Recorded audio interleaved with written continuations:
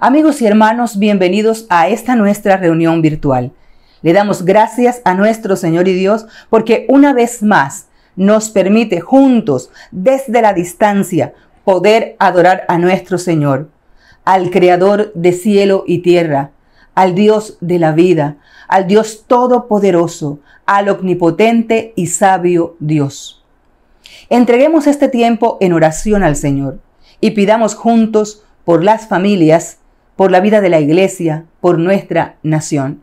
Y si usted ahí donde está tiene otra petición, puede aprovechar este momento para entrar al trono de la gracia a través de lo que Cristo Jesús hizo por nosotros en la cruz del Calvario y presentarse ante nuestro Señor y decirle cualquier necesidad, poder alabarle también y glorificarle. Padre, en esta mañana queremos bendecir tu nombre.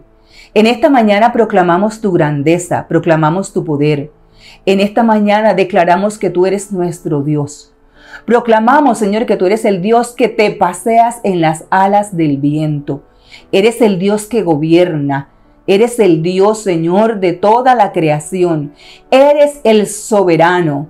Y como tal, en este día te alabamos. Te glorificamos, proclamamos tu grandeza, proclamamos tu misericordia, proclamamos tu bondad, proclamamos que tú eres el Dios de nuestra vida. Te damos gracias porque un día, Señor, nos llamaste, te plació elegirnos. Un día, Señor, saliste a nuestro encuentro para otorgarnos salvación y vida eterna. Gracias, porque en ti hay salvación, en ti hay perdón, en ti hay redención. Gracias, Padre, por amarnos de la manera como lo haces. Hoy, Señor, queremos presentar la vida de cada familia que nos escucha, cada hombre, cada mujer, cada joven, cada adolescente, cada niño, cada infante, Señor, que en este momento, Padre, se une a este tiempo virtual para adorarte juntamente con nosotros, para clamar a ti, Señor. Oramos por cada madre y cabeza de familia, oramos por los esposos. Padre, ahí donde hay una necesidad, te imploramos que tú ministres con tu poder, como solo tú lo sabes hacer. Aquel que necesita que su alma sea pastoreada, que en esta mañana, Señor, encuentre el refrigerio en ti, el pastoreo sobrenatural de ti, Señor. Tú que nos amas, tú que conoces todo lo que nosotros atravesamos, tú que nos dices emociones, Señor, y sabes cómo la manejamos cada una de nosotros. A ti vamos. En ti están nuestros tiempos, en ti están, Señor, cada circunstancia, en ti está cada situación que vivimos, Señor, y te damos gracias. Padre, que la bendición tuya alcance a cada familia, que la provisión tuya, Señor, sea una bendición sobrenatural en cada familia en este día, Señor. Gracias porque tú eres un Dios misericordioso. Da sabiduría a los padres para corregir, para enseñar, para instruir a sus hijos, Señor, de manera sabia, de manera prudente, como solamente tú, Señor, quieres que nosotros lo hagamos. Y para eso también has dejado las pautas en tu palabra escrita, en tu palabra revelada, Señor.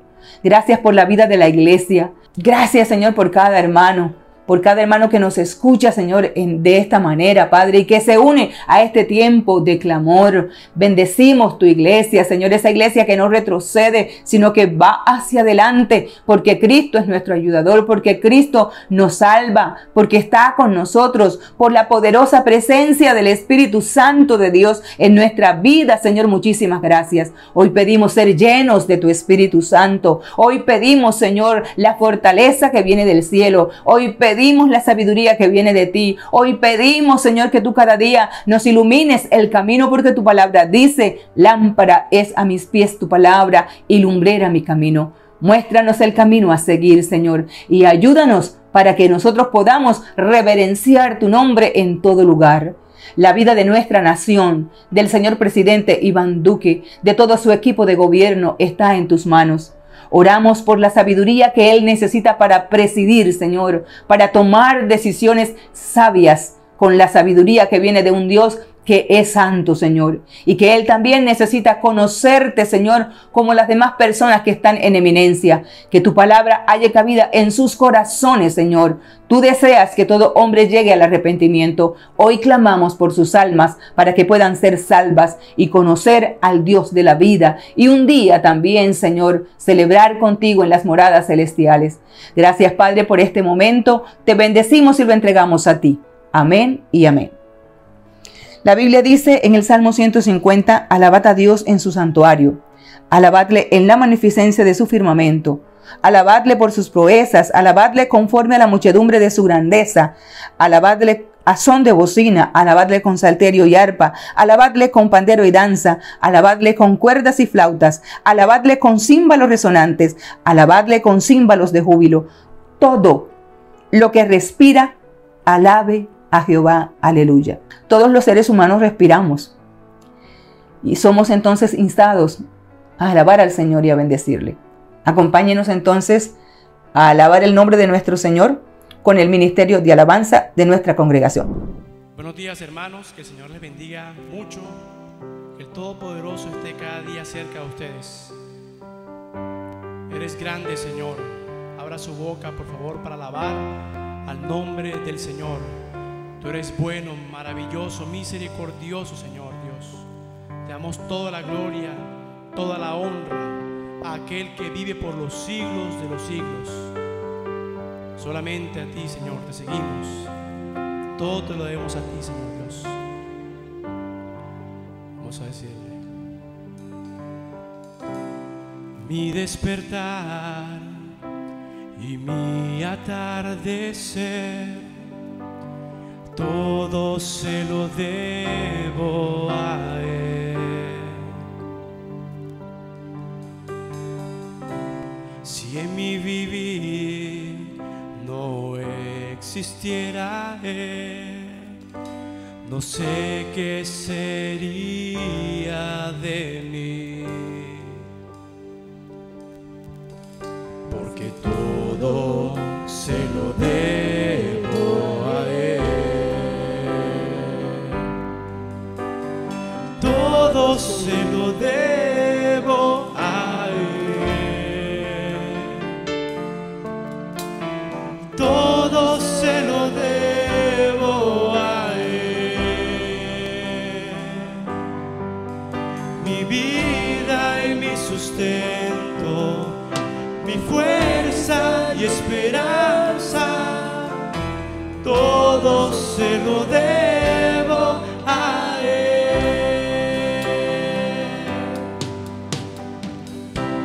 Si en mi aliento Él no fuera el viento, ¿cómo podría vivir?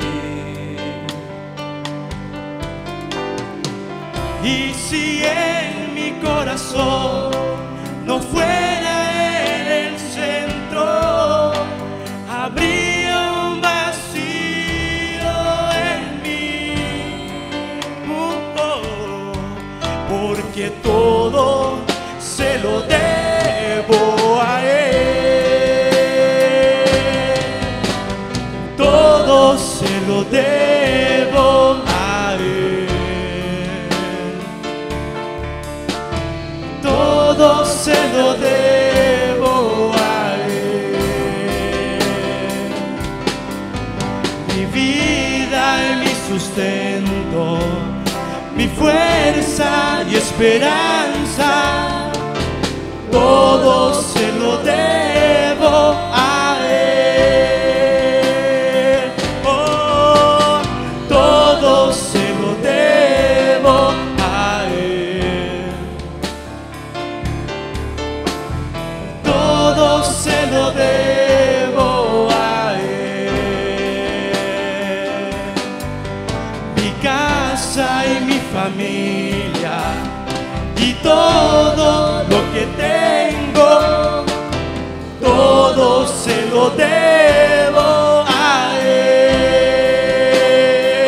Oh, todo se lo debo a Él. Todo se lo debo a Él. Mi vida y mi sustento, mi fuerza y esperanza, todo se lo debo a Él. Todo se lo debo a Él. Todo se lo debo a Él.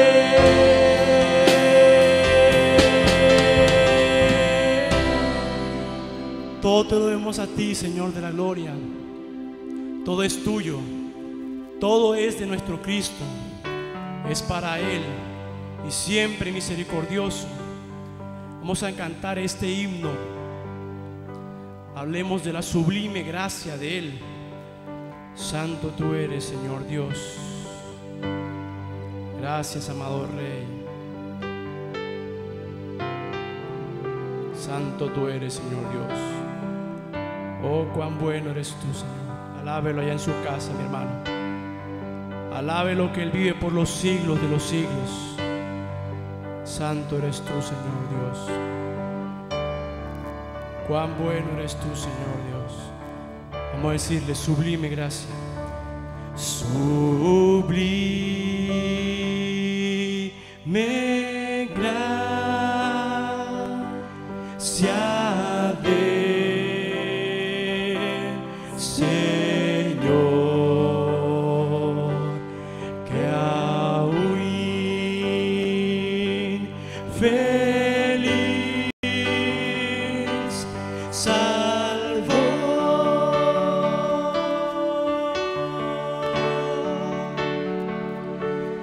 Fui ciego,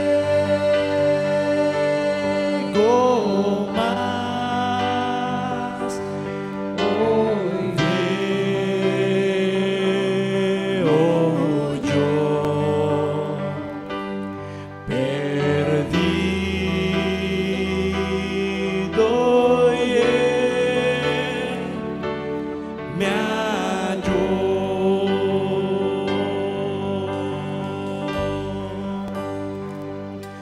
Su gracia me enseñó a temer. Mis dudas ahuyentó.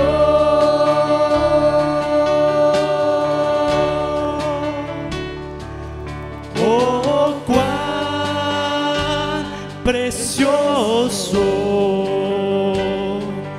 fue a mi ser cuando Él me transformó.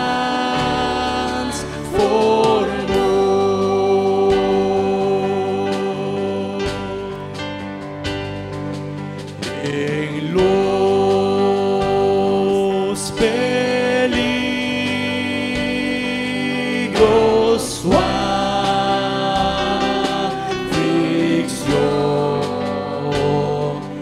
que yo he tenido aquí,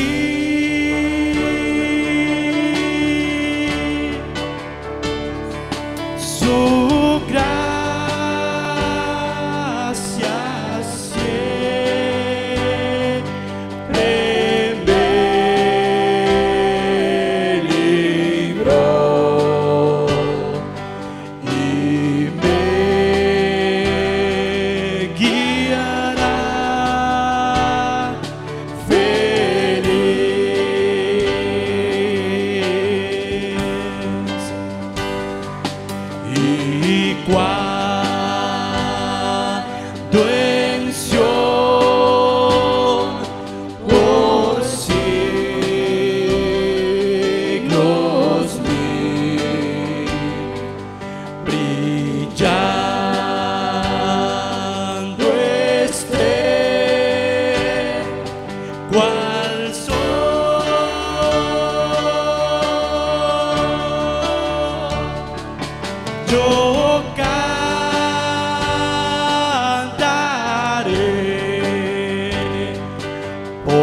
siempre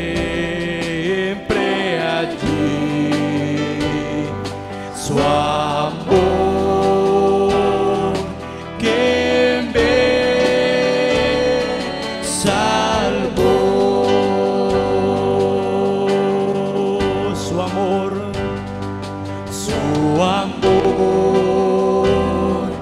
que me salvó.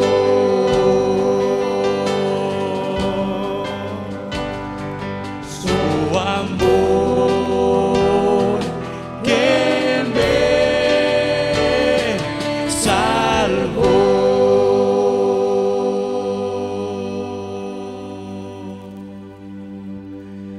Tu amor me salvó. Tu amor me rescató, Señor de la gloria. Ese amor precioso en la cruz del Calvario que diste por cada uno de nosotros. Gracias, Señor Dios.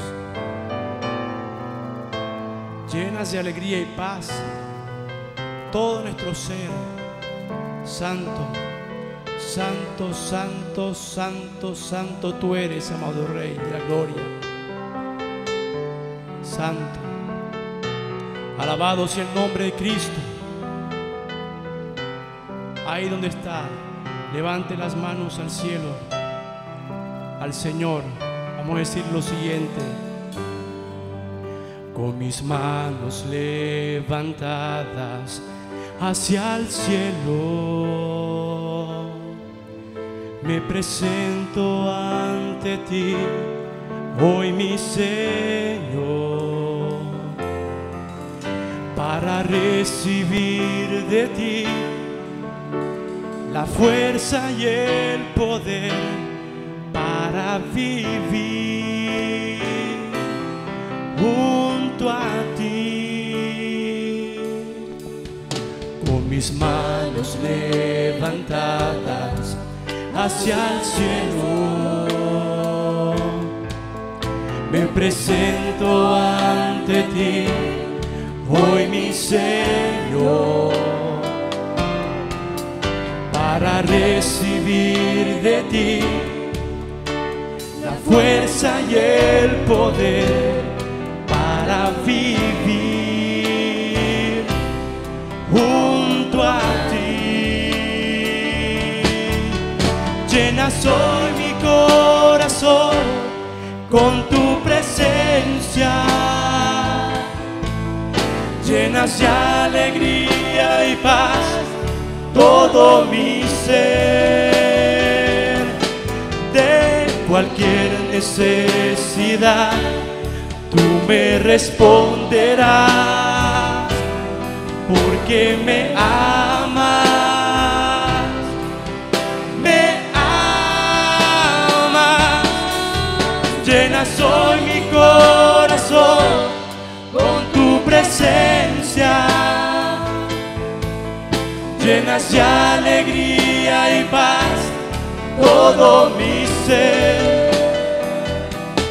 De cualquier necesidad tú me responderás, porque me amas, me amas.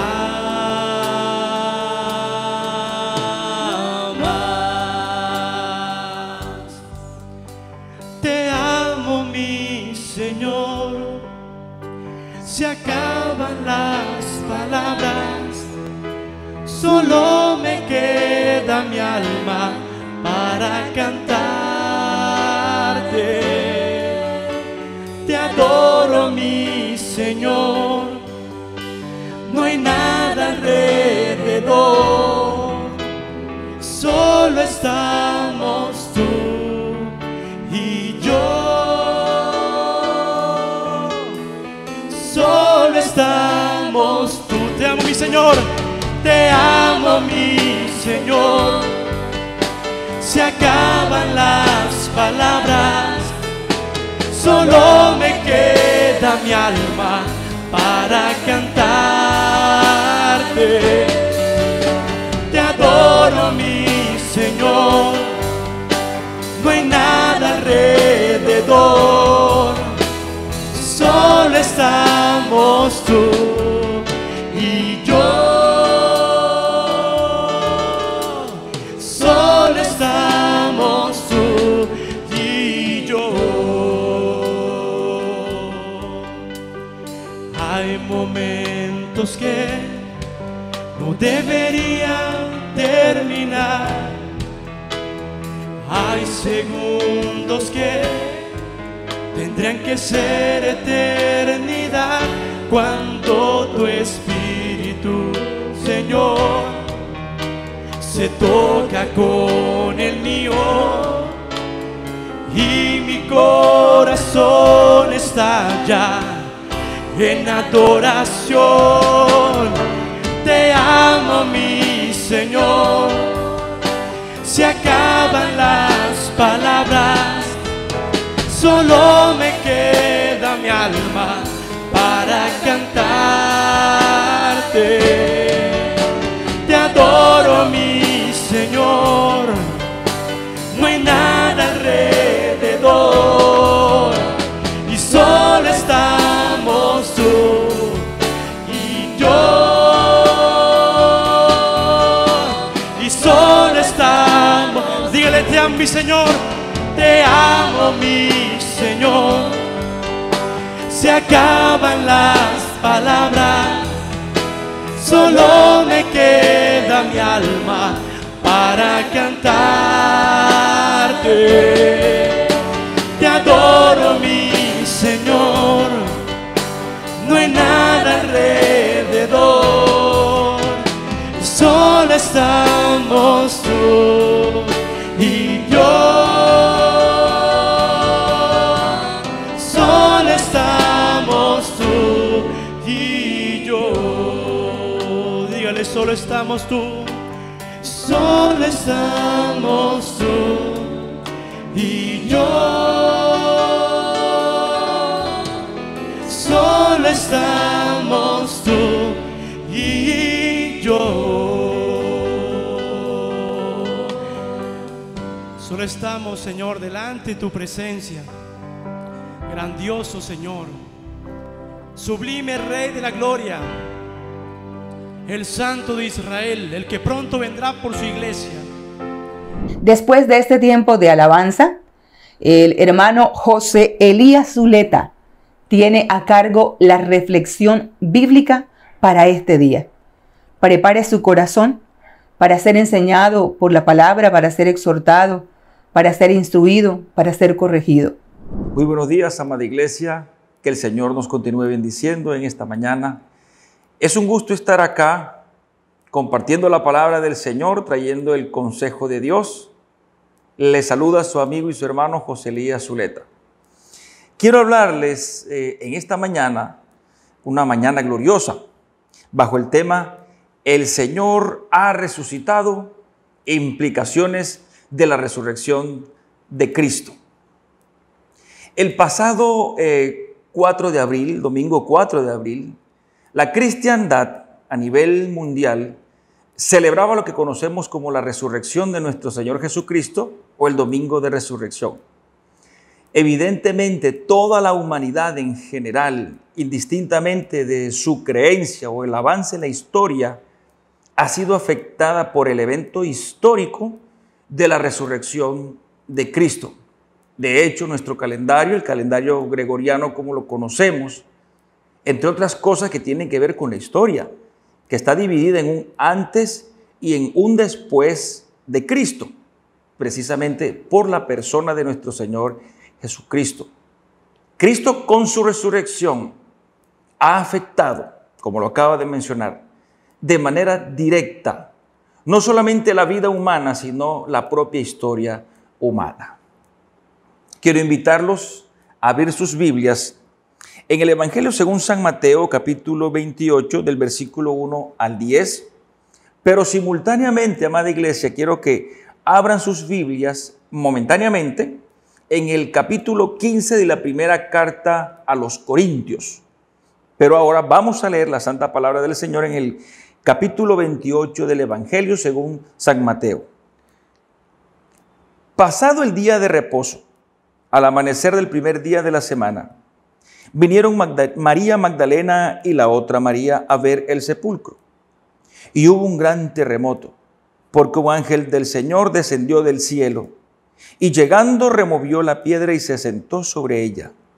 Su aspecto era como un relámpago, y su vestido blanco como la nieve. Y de miedo de él, los guardas temblaron y se quedaron como muertos. Mas el ángel respondiendo dijo a las mujeres: no temáis vosotras, porque yo sé que buscáis a Jesús, el que fue crucificado. No está aquí, ha resucitado como dijo. Venid, ved el lugar donde fue puesto el Señor, e id pronto y decid a sus discípulos que ha resucitado de los muertos. Y he aquí va delante de vosotros a Galilea, allí le veréis. He aquí os lo he dicho. Entonces ellas, saliendo del sepulcro con temor y gran gozo, fueron corriendo a dar las nuevas a sus discípulos. Y mientras iban a dar las nuevas, he aquí Jesús les salió al encuentro diciendo: salve. Y ellas, acercándose, abrazaron sus pies y le adoraron. Entonces Jesús les dijo: no temáis, id, dad las nuevas a mis hermanos, para que vayan a Galilea y allí me verán. Bendita sea la palabra del Señor. Quiero que en esta mañana, amada iglesia y amigo que me escuchas, analicemos tres grandes implicaciones que trajo consigo la resurrección de nuestro Señor Jesucristo. Ese es el tema de hoy. El Señor ha resucitado. Implicaciones de la resurrección de Cristo. Primera implicación: el postrer enemigo, la muerte, será destruido para siempre. El apóstol Pablo, en el capítulo 15 de la primera carta a los Corintios, nos hace una exposición doctrinal seria y detallada, y además teológica, acerca de la resurrección de los muertos y particularmente la resurrección de nuestro Señor Jesucristo. Recordemos que el apóstol Pablo también en esta carta acostumbra mucho a decir que les ha enseñado a la iglesia de Corinto, a quien está escribiendo, lo que él a su vez también ha recibido. Así lo hace también cuando nos habla acerca de la Santa Cena. En este caso particular también hace la misma referencia. Lo que he recibido, de esa manera también se los voy a decir. Es decir, es algo que él no se ha inventado. Es algo que taxativamente y exactamente lo ha recibido de parte de nuestro Señor Jesucristo y de los discípulos y apóstoles directos, visibles de nuestro Señor, que anduvieron con nuestro Señor Jesucristo. Y esto que dice el apóstol Pablo lo podemos conocer como uno de los primeros credos de la iglesia primitiva. Este credo consistía en eso: promulgar, proclamar que Jesucristo se había levantado de los muertos. Y aunque el apóstol Pablo esta carta, primera de Corintios, la escribe más de 20 años después, más de 2 décadas después, este credo real, este credo verdadero, comenzó a circular los primeros días de haberse dado la resurrección de nuestro Señor Jesucristo. Y es interesante entender, amada iglesia, en un caso particular, que el apóstol Pablo en esta carta, que obviamente nos está hablando de la resurrección de los muertos, y de forma particular la resurrección de nuestro Señor Jesucristo, no quiere dar a entender en parte el imaginario colectivo, la teología y la creencia en su época, en el siglo I. En primer lugar, la cultura greco-romana, donde se movía el apóstol Pablo, no concebía la resurrección de los muertos. Recordemos que más de una vez en la predicación del apóstol a los atenienses, cuando llegó el tema de la resurrección, lo vieron como algo ridículo, lo vieron como algo torpe. De hecho, no le siguieron prestando atención al apóstol Pablo. La teología judía del primer siglo sí contemplaba la resurrección de los muertos, pero en el día final. Recordemos que cuando el Señor Jesucristo va a resucitar a Lázaro, una de sus hermanas le hace entender que sí, que él iba a resucitar al final de los tiempos. dando a conocer cuál era la perspectiva judía teológica con relación a este tema. Y mucho menos una resurrección como la que tuvo nuestro Señor Jesucristo. Pero el apóstol Pablo nos está hablando aquí, y esa es la primera implicación, acerca de ese enemigo postrer que será vencido. Y este enemigo postrer, lo único que nos hace recordar es que en un principio se convirtió en los primeros o el primer enemigo del hombre, que fue la muerte. Por lo tanto, la palabra de Dios en el libro de Génesis, en su capítulo 2, nos habla de que el hombre que disfrutaba de una perfecta comunión con el Señor en santidad cayó por su desobediencia. Por lo tanto, trajo consigo no solamente el pecado, el sufrimiento y la enfermedad, sino indiscutiblemente la muerte. Y es interesante, iglesia, que sepamos lo siguiente, hablando del evento también histórico, cuando el hombre y la mujer, nuestros primeros padres, pecaron, desobedecieron, y condujeron inexorablemente al castigo divino. La palabra y los textos son suficientemente claros al decirnos que este castigo fue exclusivamente de Dios para el hombre.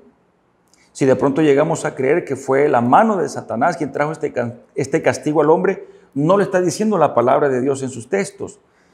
Lo que está diciendo que es que el mismo Satanás incluso recibió de parte de Dios una sentencia particular para él, para el mismo Satanás, para sus propios demonios.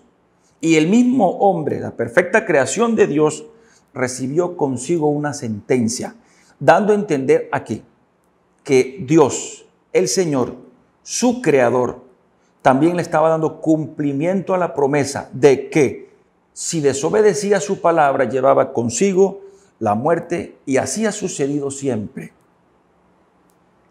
Esta consecuencia directa de la desobediencia, que le podemos llamar la muerte, es un tema que a veces no nos gusta. Es un tema que a veces quisiéramos evadir. No es un tema fácil. Hablar de la muerte, en el caso particularmente humano, es un tema triste. Es un tema difícil. ¿Cuántas personas cercanas a nosotros han muerto? ¿Y cuántos hermanos en Cristo han muerto? Muy jóvenes, en unas circunstancias quizás trágicas. Lo hemos visto morir quizás con nuestros propios ojos. Esto es lo que está dando a entender, amada iglesia. Más allá de las circunstancias, en la forma en que murió, más allá del tiempo en que duró en este mundo, de sus días que duró, más allá de si fue enfermedad u de otra manera, lo único que está dando a entender su palabra aquí es que inexorablemente nosotros los hombres estamos cumpliendo una sentencia que fue puesta desde el principio, que es ahora nuestro enemigo postrero, y que tarde o temprano va a llegar y no la podemos eludir. Por lo tanto, podemos decir, nuestro Dios es consecuente, primero a su palabra, segundo, a nuestra obediencia, pero Dios también es consecuente a nuestra desobediencia. Así lo dice la palabra. Lo podemos ver en el transcurso de toda la historia de Israel y también lo podemos ver en nuestros días. La consecuencia no solamente benéfica de las promesas divinas, sino la consecuencia inevitable de la desobediencia del hombre. Pero no todo termina allí, ni de esa manera. Porque el apóstol Pablo aquí nos está hablando de que ese enemigo mortal que ya vimos cómo llegó al hombre a través de la caída, será destruido. Pero será destruido, obviamente, de una manera total, definitiva y permanente. Y debe ser destruido exactamente por un hombre. Dios no puede morir. En el caso de nuestro Señor Jesucristo, con relación a sus dos naturalezas, humana y divina, es un tema mucho más extenso que después podemos tratar en otra oportunidad, si el Señor lo permite. Por lo tanto, el único hombre capaz, con cuerpo físico, recordemos que estamos hablando de la resurrección de los muertos, Y eso implica necesariamente un cuerpo físico. Dentro de la deidad, del seno de la deidad, del Padre, Hijo y Espíritu Santo, solo nuestro Señor Jesucristo tiene un cuerpo físico. Por lo tanto, esta resurrección que implica el cuerpo, lo que nos está diciendo es que un humano, con todas sus características, sus facultades, tenía que morir, pero tenía que resucitar en su cuerpo y con su cuerpo de entre los muertos.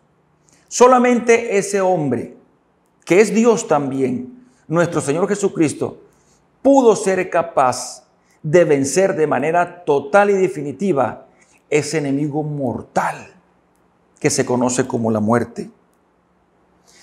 Dice el poeta romano Horacio, me encanta esta frase y quiero que la escuche y ojalá se la grabe. Dice, la pálida muerte lo mismo llama a las cabañas de los humildes que a las torres de los reyes, dando a entender que es inexorable, que es inevitable, que tarde o temprano vamos a cruzar el umbral de la muerte. No le vamos a ganar la batalla a la muerte. Muchas veces podemos escuchar a personas diciendo, tal persona le ganó la batalla a la muerte. No era su hora. Lo podemos entender mejor así. No era su hora.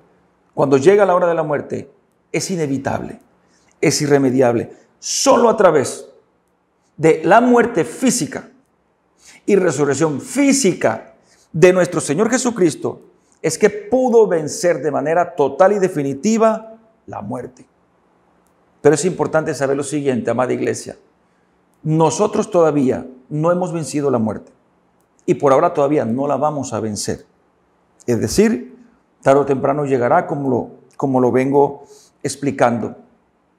Pero este segundo punto que estamos hablando de que el Señor ha resucitado, implicación en la resurrección de nuestro Señor Jesucristo, en esta segunda implicación vamos a entender un poco más con relación a este enemigo mortal. Y dice así, la segunda implicación o segundo punto. Así como Él resucitó, nosotros también resucitaremos. Esto es una verdad sencilla, es una verdad escritural y es una verdad eterna. De la manera en que nuestro Señor Jesucristo ha resucitado, de esa misma manera nosotros también lo vamos a hacer. Vamos a resucitar. Y el apóstol Pablo en esta carta, no hemos salido de la primera carta a los Corintios, capítulo 15, nos habla, haciendo la exposición doctrinal de la resurrección de nuestro Señor Jesucristo, de que Cristo es las primicias, es decir, el primer fruto de aquellos que han resucitado, nuestro Señor Jesucristo.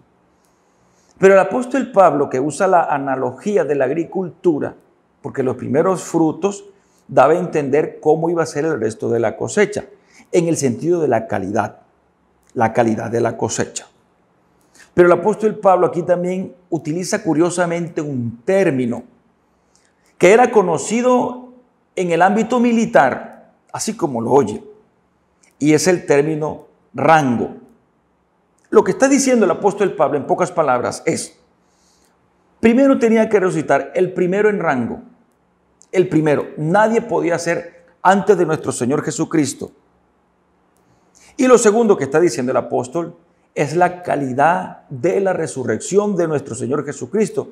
Y ya voy a hablarle en un instante acerca de la calidad de nuestro Señor Jesucristo. La Biblia nos ha hablado, recuerden, primero en rango, ninguno antes del Señor Jesucristo. Dirá usted, pero es que otros resucitaron antes que Cristo. Sí, eso es cierto, pero lo que voy a decir más adelante usted lo va a entender mejor. Primero en rango y primero en calidad, características de calidad de esa resurrección. La Biblia nos habla a través del Antiguo Testamento de personas que murieron y eventualmente y posteriormente resucitaron.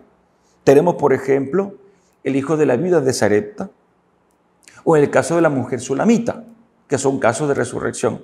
Cuando llegamos al Nuevo Testamento se amplía más no solamente los eventos que sucedieron, sino la comprensión de la resurrección de los muertos por la vida, obra y ministerio de nuestro Señor Jesucristo. Por ejemplo, quizás uno de los más recordados es la resurrección de Lázaro. Pero todas estas personas, tanto en el Antiguo como el Nuevo, e incluso es probable que personas allegadas a nosotros, hermanos en Cristo, conocidos, no solamente ahora en esta época moderna, sino décadas atrás o siglos atrás, Dios los resucitó de entre los muertos. Podemos conseguir infinidad de testimonios de personas que dicen, yo clínicamente morí y fui milagrosamente resucitado, y eso es así. Pero todas estas personas indiscutiblemente volvieron a fallecer. Usted dirá, sí, usted está diciendo algo obvio. Y sí, es algo obvio. Volvieron a morir. Quizás volvieron a vivir cuando resucitaron en una mejor calidad de vida, condición de vida. Por ejemplo, Lázaro, que murió absolutamente enfermo, y cuando el Señor lo resucitó, indiscutiblemente lo resucitó renovado en vida, es decir, no enfermo. Pero todos volvieron a morir indiscutiblemente. Pero tiene una razón principal, el por qué. Era inevitable que aquellos que resucitaron tenían que volver a morir. Y era porque sus cuerpos nunca fueron transformados. A diferencia del cuerpo de nuestro Señor Jesucristo. A esto lo que hace referencia el apóstol Pablo, no solamente el primero en rango, sino el primero en calidad de resurrección. ¿Cómo era la calidad del cuerpo resucitado de nuestro Señor Jesucristo? Tome nota, amada iglesia. La resurrección del cuerpo de nuestro Señor Jesucristo, en primer lugar, era un cuerpo incapaz de volver a morir. Incapaz de volver a morir. Era un cuerpo incapaz de experimentar el sufrimiento, el dolor, la enfermedad y la fatiga y la agonía. Era un cuerpo invulnerable al cansancio, a la tristeza. Era un cuerpo que no estaba sujeto al crecimiento físico y al posterior envejecimiento que también conduce y lleva a la muerte. En estos días veía unos comerciales de televisión de unas cremas que dicen que detienen la edad y por tanto detienen el envejecimiento. Bueno, eso realmente es imposible. No podemos detener el paso del tiempo. No podemos evitar que crezcamos, que avancemos en años y que lleguemos evidentemente al envejecimiento. Con este cuerpo resucitado no habrá crecimiento. Con este cuerpo resucitado, las características o esa parte susceptible que podemos experimentar como el dolor, la agonía permanente, este cuerpo resucitado, transformado, será incapaz de experimentar. Además, será un cuerpo que no tiene la facultad de sufrir ni daño moral, ni psicológico, ni emocional. ¿Cuántas veces nosotros en esta vida, anteriormente o ahora, hemos sufrido daños emocionales, daños psicológicos? Creo que son situaciones de la vida que nos puede acompañar permanentemente. Quizás hemos tenido heridas emocionales que quizás para algunos ha sanado, para otros no han sanado esas heridas. ¿Cuántas veces las personas han sido maltratadas en su integridad? ¿Cuántas veces llevamos un sufrimiento físico? Llevamos una enfermedad que nos acompaña toda la vida. Enfermedades cardíacas, pulmonares, renales, todo tipo de enfermedad. Hay múltiples de enfermedades que es casi que imposible quitarlas de nosotros, de nuestros cuerpos. Hace más de 10 años, en mi testimonio particular, me diagnosticaron una discopatía leve, así como se conoce. Me dijo el médico en su momento, eso es algo incurable, que debes mantenerte bajo de peso y tomar mucho analgésico. Y hoy por hoy, yo sufro de eso. A veces el dolor es irresistible e irritable, e irritante el dolor. A veces digo, Señor, quítame este dolor. Y también a veces me acuerdo de las palabras que le dijo a Pablo para que le bastara solo su gracia. Esto nos va a acompañar, el sufrimiento, la agonía, el dolor, mientras estemos aquí en este mundo, hasta que crucemos el umbral de la muerte. Pero cuando resucitemos, en la calidad corporal en que resucitó nuestro Señor Jesucristo, no experimentaremos nada de esto. Tampoco estos cuerpos serán susceptibles a necesidades inherentes al ser humano como la sexualidad o el tener familia. Cuando resucitemos en la calidad de nuestro Señor Jesucristo, nada de esto estará en nosotros, nada de esto estará en nuestros cuerpos. Ya no cederemos al pecado, a la tentación. Decía una vez en una enseñanza el pastor Armando Elducin, que más de uno de nosotros, más de alguno, toda su vida va a trasegar con un mal hábito, un pecado, que pedimos perdón y lo volvemos a hacer una y otra vez y pareciera que estuviera impregnado en nosotros y no saliera de nosotros, porque este cuerpo inherente al mal, esta naturaleza caída, nos va a acompañar hasta el momento de la muerte. Aún habiendo nacido de nuevo, aún teniendo a Dios en nosotros, seguimos pecando. De alguna u otra manera, es inherente al ser humano. Pero cuando resucitemos, en la manera en que el Señor Jesucristo resucitó, esta susceptibilidad a sufrimiento, a padecimiento, o a ejercer o practicar estas cosas, o hacerlos eventualmente como el pecado o la tentación, ya no existirá en nosotros. Por lo tanto, amada iglesia, quiero decir en esta mañana, con relación a la resurrección nuestra, que será algo extraordinario.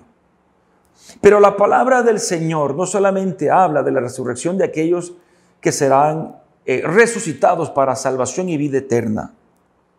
La Biblia también nos habla de aquellos que serán resucitados para condenación y para perdición. El Evangelio según San Juan, en el capítulo 5, el apóstol hace referencia de aquellos que van a resucitar para condenación. Y de la misma manera en que los justos que resucitaron y su cuerpo fueron transformados, sus cuerpos también van a recibir y van a sufrir una transformación. Pero hay una enorme diferencia, amada iglesia, y yo quiero que preste la debida atención y tome nota de lo que aquí dice la palabra de Dios y que se nos explica con relación a este tema. Aquellos que resucitarán para condenación y que su cuerpo será transformado, la primera característica de la transformación de sus cuerpos es que evidentemente no volverán a morir. Pero la otra característica de transformación, a diferencia de los justos, es que sus cuerpos sí serán transformados, pero para llevar en sí de manera real y eterna el sufrimiento, el dolor y el castigo que lo van a experimentar por el resto de la eternidad de un Dios airado. Es decir, así como aquellos que resucitaron en vida para salvación, para el gozo eterno, permanente y la dicha y la felicidad de estar con el Señor, aquellos en condenación también van a resucitar con sus cuerpos. Físicamente van a resucitar, pero a diferencia, sus cuerpos sí serán susceptibles del sufrimiento, del dolor, de la agonía, por sus mentes y su conciencia que estará viva. Atravesará una y otra vez permanentemente como una aguja, como un aguijón, esa recordación permanente e inútil de haber rechazado una y otra vez el sacrificio del Cristo resucitado. Llevarán consigo la ira y el castigo del Dios eterno. Para los justos la dicha será interminable, para los perdidos el castigo y el dolor que sufrirán en sus cuerpos también será interminable. Es algo indescriptible, amada iglesia. No hay una manera humana actualmente, ni en la historia, de comparar esto. Porque para aquellos que sufren ahora, no importa que duren 30, 80, 100 años aquí. En el punto de la muerte, ahí todo habrá terminado. Solo habrá terminado si mueres en Cristo y resucitas para salvación. Si resucitas para condenación, tu muerte solamente es el comienzo del eterno sufrimiento que tu cuerpo, cuando sea resucitado, va a llevar consigo una y otra vez por los siglos de manera interminable. Por lo tanto, estos que resucitarán para perdición, amada iglesia, serán conscientes. Llevarán consigo sus cuerpos el sufrimiento. Su cuerpo no serán capaces de evadir, de eludir el dolor y la agonía. Pero así como en nuestra primera sección, amigo que me oyes, que no conoces al Señor, hay una esperanza, hay una gran esperanza, porque algún día esa sentencia que se dio con nuestros primeros padres en el Edén cuando cayeron y evidentemente murieron, y que algún día vamos y vas a experimentar, que se llama la muerte, es un enemigo que no le vas a ganar la batalla, ese enemigo llamado la muerte. Algún día vas a resucitar de entre los muertos y te vas a encontrar de frente con el Cristo resucitado para salvación y vida eterna, o para perdición y sufrimiento eterno. Esa esperanza se llama Cristo, el Cristo de la gloria.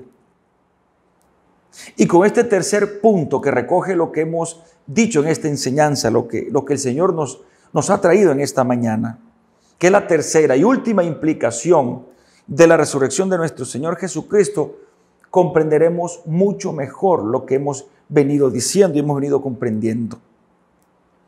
Tercera implicación: todo lo que dice la palabra de Dios es verdad. El apóstol Pablo nos dice que si Cristo no resucitó de entre los muertos, vana es nuestra fe, vano es el evangelio. Si el Señor no resucitó, hemos sido vil y trágicamente engañados durante toda la historia. Si Cristo no resucitó, como dicen los escépticos, el evangelio puede ser la secta más grande y peligrosa que jamás haya existido. Si Cristo no resucitó, somos dignos de pesar. Somos dignos de conmiseración por el engaño que hemos sufrido. Pero la verdad, amada iglesia y amigo que me oyes, es que el Señor Jesucristo resucitó y se levantó de entre los muertos para siempre. Y esa es la verdad de la palabra del Señor. Por su resurrección, nuestro Señor Jesucristo, de la resurrección de Él, es el fundamento sólido, el pilar de todo lo que creemos, de lo que confiamos y de lo que esperamos, que es su segunda venida. Por la resurrección de nuestro Señor Jesucristo, que es la verdad eterna, como dice la palabra, tenemos paz y vida eterna. Y un lugar preparado en los cielos, como dice el mismo Señor. Por la resurrección existe la Santa Iglesia, que somos nosotros, su cuerpo. Por la resurrección de nuestro Señor Jesucristo y su ascensión, ese Espíritu Santo prometido ha venido a nosotros, está en nosotros y con nosotros, y nos ha traído dones y talentos. Por la resurrección de nuestro Señor Jesucristo, lo que dice la Biblia con relación a Él, desde el Antiguo Testamento, las profecías, lo que dice la palabra, que Él es la vida, que Él es la resurrección, que Él es el primero y el último, se convierte en una verdad propia y una verdad dicha y proclamada por la palabra. Por la resurrección de nuestro Señor Jesucristo, que es una verdad inocultable e inobjetable, podemos esperar nuestra propia resurrección. Pero ha existido una cantidad de personas que han intentado refutar y negar la resurrección del Señor Jesucristo, inclusive su vida y su existencia. Hay una historia real, de un escritor americano llamado Lee Strobel. Él ha escrito más de 20 libros. Es un ex ateo, es agnóstico. Era un burlador de Cristo, un burlador del Evangelio. Se mofaba de la Biblia. Denigraba del nombre de Cristo. Y este hombre, Lee Strobel, en su empeño de refutar la resurrección de Jesucristo, él era periodista. Y una vez en su trabajo, le dice a un compañero cómo haría él para refutar la resurrección de Cristo, para tumbar el evangelio, el cristianismo. ¿Cómo hacía para derrumbarlo? Su compañero le dice, bueno, Lee, tienes que irte a la yugular del cristianismo. Me quedó esa palabra, la yugular del cristianismo, que es la resurrección de Jesucristo. Entonces Lee Strobel emprende un viaje a consultar libros, textos antiguos, consultó con expertos, consultó con aquellos que conocen acerca de ejecuciones antiguas, como lo hacían los romanos, de médicos, consultó médicos psiquiatras, porque él decía que era una alucinación de los apóstoles, los textos para negar la verdad bíblica y decir que era un plagio. Y para resumirle la historia, amada iglesia, Lee Strobel, al final de este recorrido, en su cuarto, es una historia real y es una película, en su cuarto, cayó de rodillas y levantando las manos al cielo, le dice, está bien, Dios, tú ganaste, en verdad resucitaste de entre los muertos. Este hombre ahora proclama el evangelio sin cesar, sin vergüenza. Este hombre proclama ahora las verdades de la Escritura diciendo el Señor ha resucitado. Y como le venía diciendo, amada iglesia, también en el instante en que iba creciendo la verdad de la resurrección del Señor Jesucristo, también crecieron las teorías conspirativas, negándola, mintiendo acerca de la resurrección del Señor. Decían que la tumba era falsa, que los discípulos habían alucinado, que los textos antiguos, que la Biblia es un conjunto de mitos, de leyendas, que es solamente mentira. Hay inclusive una teoría conspirativa chistosa, y no es mentira, dice así, que Cristo el cuerpo se evaporó, que no era un cuerpo real, que era un fantasma. Y la peor de todas, que Cristo nunca existió, jamás en la historia, y que lo que dice la Biblia es mentira. Pero le digo a aquellos que no creen en la Biblia ni creen en la resurrección de Jesucristo, entonces a lo siguiente, toma los textos antiguos.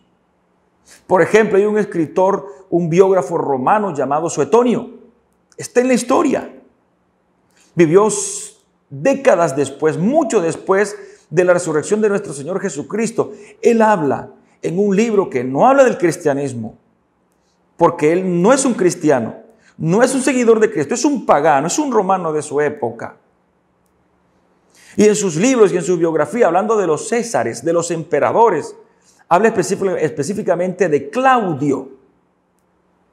Tú que me oyes y no crees en Cristo y no crees en su palabra, coge la historia entonces.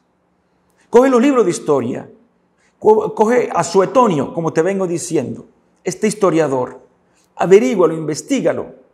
Y él dice en sus libros que los romanos o los emperadores de Roma expulsaron de Roma a los cristianos porque estaban alborotando, sencillamente estaban predicando al Cristo resucitado. Por eso los expulsaron de Roma. Y eso que te dice Suetonio, décadas antes, mucho antes, quizás más de 60 años antes, Lucas en Hechos te lo escribe y lo dice, y por eso aparecen dos personajes, Aquila y Priscila, que fueron expulsados de Roma porque estaban predicando al Cristo resucitado. ¿No quieres aceptar la Biblia porque dices que es mentira, porque está lleno de mitos y de leyendas? Pues la misma historia te habla, la misma historia te lo dice, que hubo alguien que murió llamado Jesús y que sus seguidores fueron perseguidos porque proclamaban que había resucitado. Y evidentemente es así. El problema no es la Biblia. El problema es el corazón irregenerado, incrédulo y pecaminoso. Miren, solo por un dato. Nadie va a cuestionar la existencia histórica de Alejandro Magno, el rey macedonio Alejandro Magno. Nadie la va a cuestionar.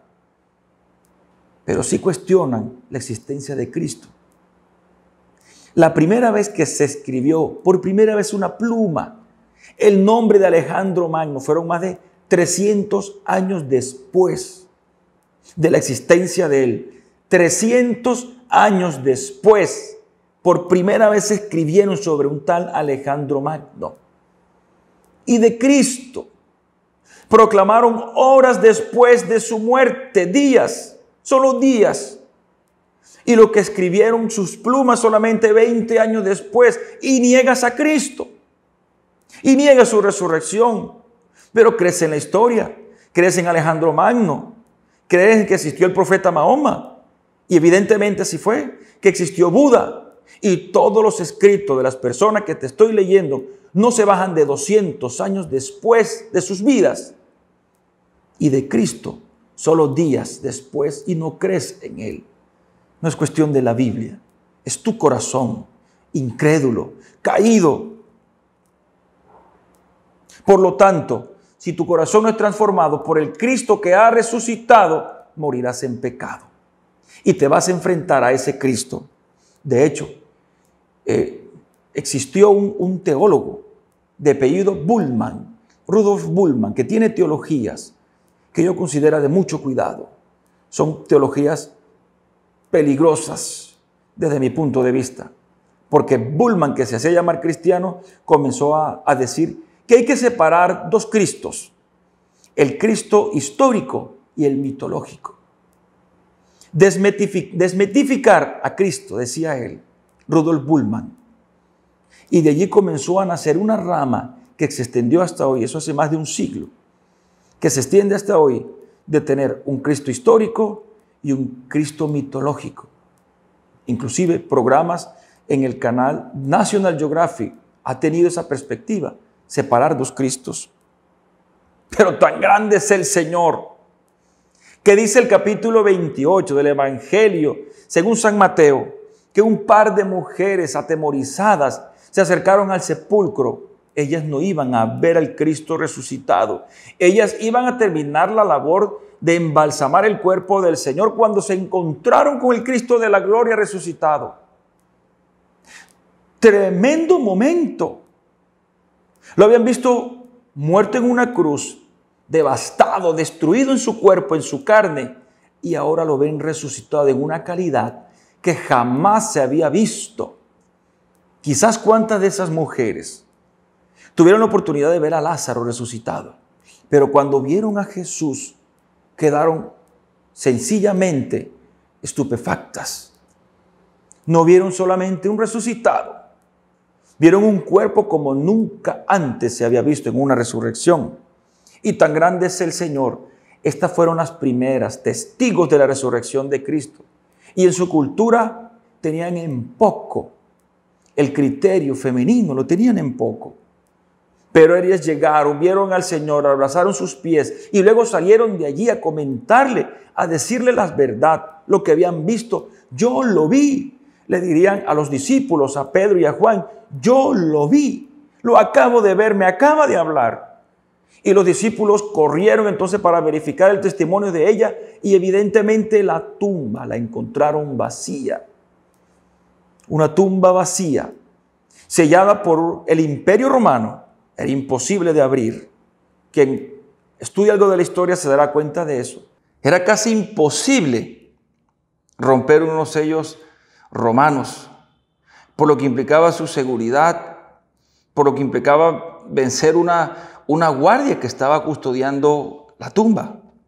Lo único que podemos decir y comprender realmente es que la tumba está vacía. Y no digo estaba, está vacía. Y la tumba sigue vacía hasta el día de hoy porque el cuerpo de nuestro Señor Jesucristo no se encuentra allí, porque Él efectivamente resucitó de entre los muertos. Por lo tanto, amada iglesia, Dios, siendo un Dios tan grande, un Dios que no hace las cosas al azar y que no solamente permitió que este grupo de mujeres llegara y contemplara la tumba vacía y posteriormente también contemplara al Cristo resucitado, sino que uno de los más grandes, de los grupos más grandes de testigos de la resurrección de nuestro Señor Jesucristo, no son precisamente sus seguidores, no son estas mujeres bondadosas. Y recordemos, ellas no fueron a ver la resurrección del Señor, ellas fueron a terminar el trabajo de embalsamar el cuerpo de Cristo.